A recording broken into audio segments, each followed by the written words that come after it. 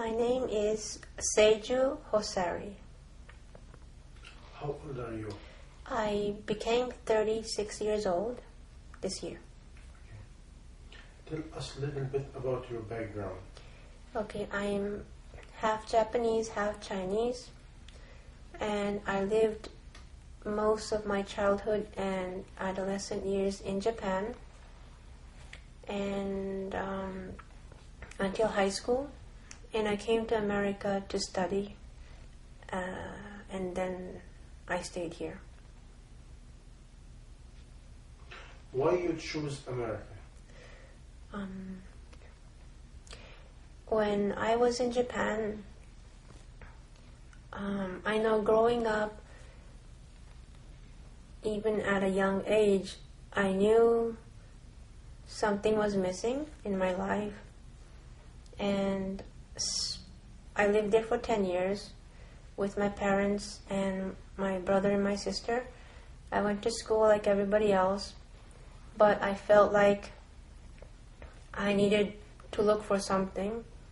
I didn't know what that was. So I made the decision to leave home.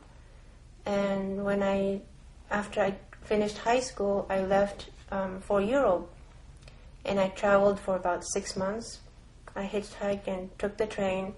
I was just wandering around looking for something, not knowing what it was.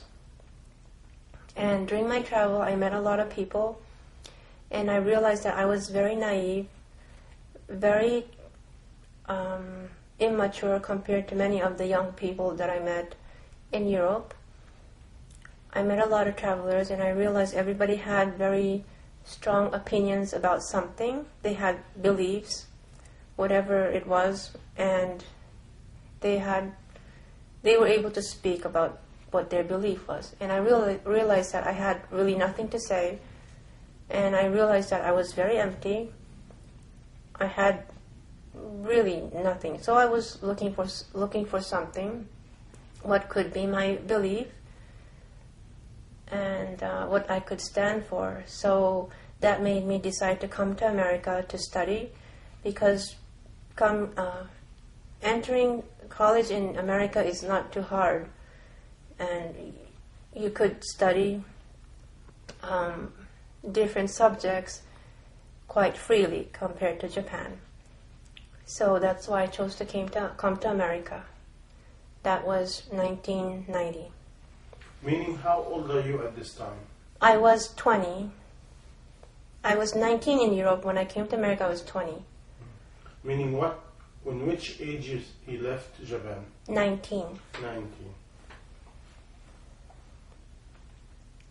All my friends went to college in Japan, all my high school friends, but I couldn't go to college without knowing what I wanted to study. And in Japan, you have to decide what major you want to study before you decide to go to college. You have to choose it first. And for me, I couldn't do that because I really didn't know what I was interested in. And I felt like I needed to search first. So that's why I left the track from everybody else. At this time, what is your belief? Do you have any belief at this time? Are you Buddhist? Are you atheist? What is it?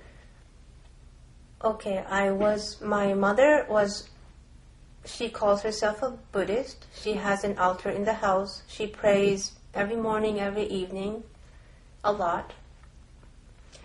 I watched her mom do that. So in the morning and at night, I would put my hands together and say good night or good morning next to her, but that was it. But I didn't really know what the belief was. And I never thought about God or anything else.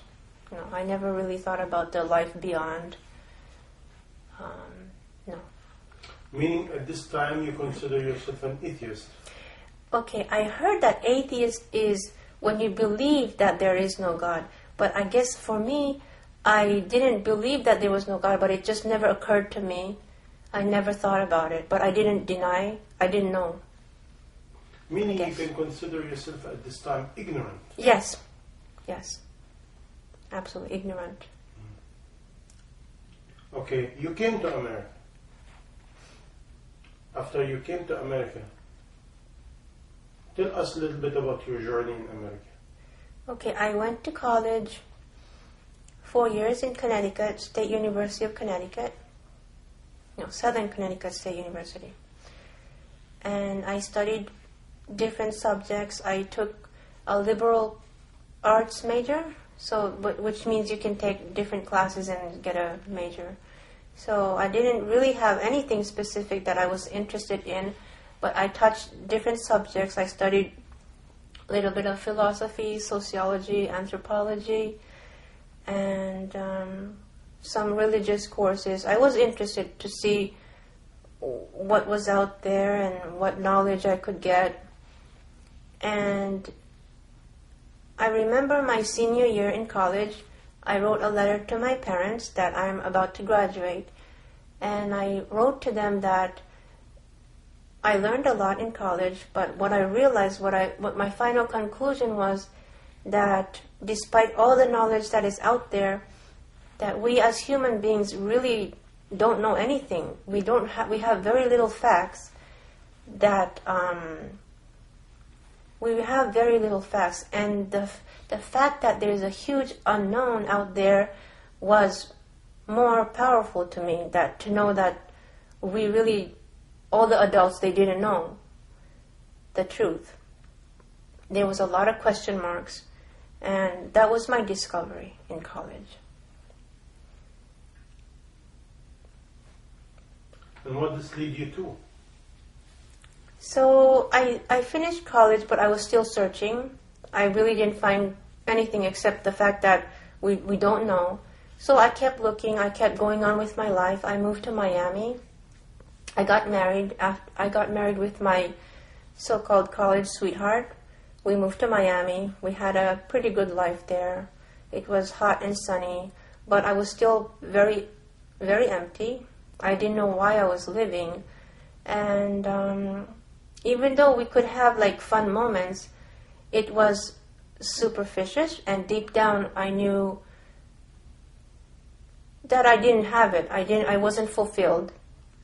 There was an emptiness in me, but I always somehow I had the feeling that I was going to find whatever that was missing. I felt like I'm going to take my time, but I'm going to keep moving forward until I find whatever that was. And I was comfortable. For some reason I was comfortable that I was going to reach that. I don't know. I didn't know at the time what that was, but something that would make sense of everything to me. Because at the time, life didn't make sense to me.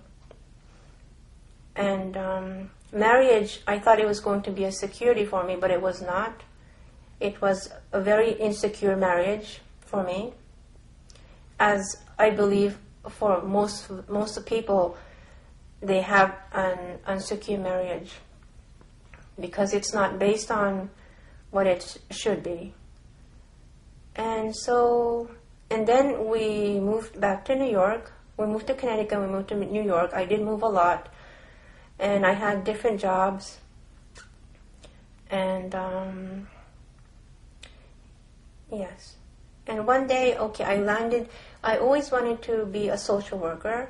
I don't know why, but I wanted to help people because I felt like I was a very fortunate person. I had a good family. I had no financial problems. I had no physical problems. I considered myself very lucky. I was thankful for that. And I knew that there were a lot of unfortunate people in the world, in society. So I wanted to know these people and to somehow know if I could help them. And that's how I landed a social worker job in New York. And there I saw people, humanity with such darkness I never thought that I would know. Like what? Okay. People were very, very lonely